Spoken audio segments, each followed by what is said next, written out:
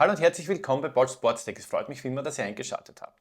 Vor einem halben Jahr habe ich euch in einem Video versteckte Funktionen und Tipps und Tricks für eure Garmin-Uhren präsentiert. Das heutige Video ist sozusagen der Teil 2, denn ich werde euch weitere Funktionen, die ihr vielleicht noch nicht kennt, präsentieren.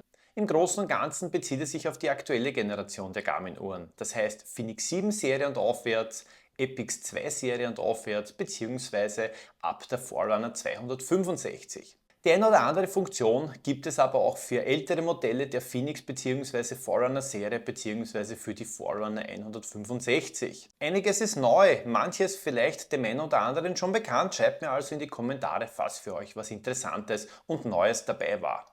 In diesem Sinne würde ich sagen, verlieren wir keine Zeit und legen wir los.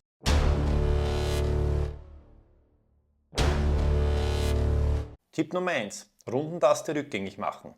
Seit ich Garmin nun besitze, ist es mir nicht nur einmal passiert, dass ich unabsichtlich die Rundentaste drücke. Das hat mich natürlich sehr geärgert und ich musste dann wieder warten, bis ein voller Kilometer vergangen ist und habe dann wieder die Taste gedrückt. Das Problem ist aber, dass natürlich dann die Rundenzahl mit der Kilometerzahl nicht übereingestimmt hat. Dieses Problem hat Garmin mit einem der letzten Software-Updates zum Glück gelöst. Drückt man die Taste jetzt unabsichtlich, so hat man ein kleines Zeitfenster, um das Ganze wieder rückgängig zu machen. Und zwar muss man einfach nur die Taste links unten drücken und schon ist alles wieder gut. Tipp Nummer 2. Leistungszustand als Datenfeld.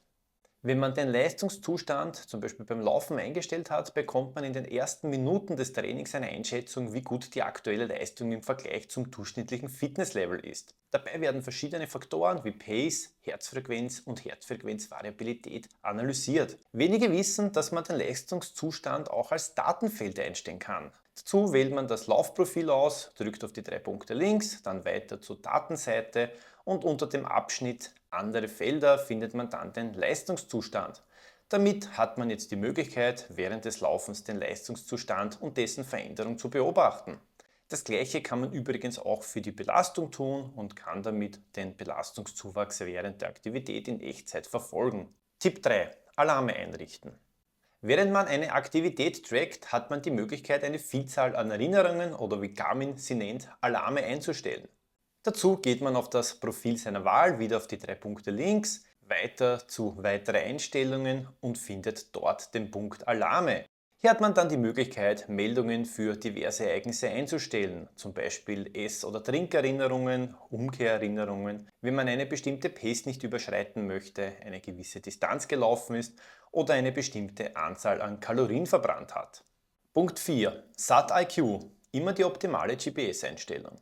Die aktuelle Generation der Garmin-Uhren bietet eine ausgezeichnete GPS-Messung. Zum einen aufgrund des guten Antennendesigns und zum anderen durch die Verwendung eines Dualband-Chips. Mit diesem kann die Uhr auf die Frequenzen L1 und L5 zugreifen und hat somit in schwierigen Situationen wie zum Beispiel unter Bäumen oder bei Felsformationen eine sehr hohe GPS-Genauigkeit. Die Kehrseite der Medaille ist jedoch, dass der Akkuverbrauch im Vergleich zur Singlebandnutzung erhöht ist. Mit SAT-IQ bietet Garmin eine Funktion an, bei der die Uhr automatisch entscheidet, ob Dualband notwendig ist oder nicht und dieses nur bei Bedarf wie zum Beispiel im Wald aktiviert.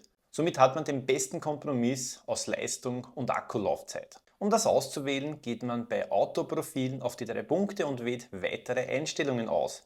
Dann scrollt man so weit runter, bis man zu Satelliten kommt. Dort kann man nun eine Auswahl an verschiedenen Optionen einstellen, unter anderem auch die automatische SAT-IQ-Einstellung. Punkt 5. Recovery Time.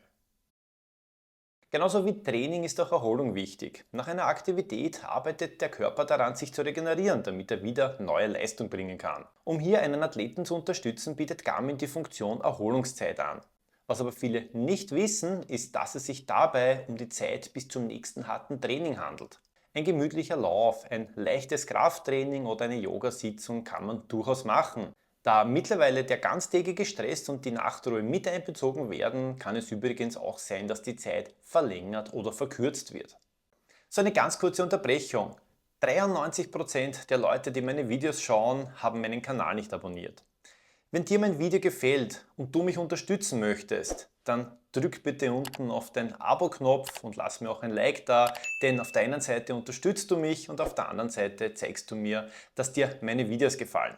Ich sage auf jeden Fall herzlichen Dank und schon geht's wieder weiter. Punkt 6. Virtual Partner Pace Pro. Auf vielen Sportarten gibt es die Möglichkeit, nach Zielen zu trainieren. So kann man sich die Distanz, die Geschwindigkeit oder beides einstellen. Auch bei Garmin ist das möglich und auch noch vieles mehr. So hat man zum Beispiel die Möglichkeit, zu einer Route einen virtuellen Partner hinzuzufügen. Dazu geht man einfach zu einer erstellten oder importierten Route, klickt auf die 3 Punkte und wählt Bearbeiten aus. Nun ganz runter scrollen und dort findet man auch schon den Virtual Partner. Hier kann man nun die Zielzeit bzw. die durchschnittliche Pace festlegen, speichert es ab und schickt es auf die Uhr. Wieder wählt man bei der Aktivität die 3 Punkte aus, weiter auf Training und findet ganz unten den Punkt gegen sich selbst antreten. Dann weiter zu heruntergeladen und dort ist nun die Strecke mit der vorgegebenen Zeit. Während der Aktivität findet man nun eine zusätzliche Datenseite, die anzeigt, ob man schneller ist oder hinter der geplanten Zeit liegt. Wem das Ganze noch nicht reicht, der hat die Möglichkeit, zum Beispiel für einen Wettkampf einen Pace Pro Plan zu erstellen. Hier wählt man zuerst eine Wettkampfdistanz oder Strecke aus, gibt die gewünschte Zielzeit bzw. Pace an und kann dann im Detail eine persönliche Strategie erstellen. Möchte man am Anfang oder am Schluss schneller laufen? Werden Anstiege gelaufen oder vielleicht nur gegangen? Das alles kann man angeben und bekommt anschließend für jeden einzelnen Kilometer die notwendige Pace, um die Zielzeit zu schaffen. Punkt 7. Find my phone, find my watch. Ich weiß nicht, wie es euch geht, aber ich schaffe es immer wieder, mein Handy irgendwo zu verlegen und nicht auf Anhieb zu finden. Aber zum Glück gibt es auf unseren Garmin-Uhren hier eine Lösung. Drückt man auf die Taste links oben länger, kommt man in ein Kreismenü, wo man die Funktion Telefon suchen findet. Einfach auswählen und schon klingelt das Smartphone. Vielen ist diese Funktion bereits bekannt, aber habt ihr auch gewusst, dass diese Funktion auch umgekehrt geht? Geht dazu in die App und wählt euer Gerät aus. Scrollt nun ganz nach unten und klickt auf Gerät suchen und schon meldet sich eure Garmin-Uhr. Punkt 8. Display zudecken. Befindet man sich in den Einstellungen irgendwo in einem Untermenü, dann muss man die Zurück-Taste mehrmals drücken, um wieder auf das Watchface zu kommen. Hast du gewusst, dass es eine Geste gibt, um sofort wieder aufs Watchface zurückzufinden? Das einzige, was du machen musst, ist das Display zu verdecken. Sofort befindest du dich wieder auf dem Watchface, ohne mehrmaliges Drücken irgendeiner Taste.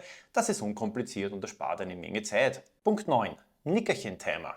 Experten sind sich sicher, damit ein Powernap wirklich erholsam ist, sollte es nicht länger als 20 Minuten sein.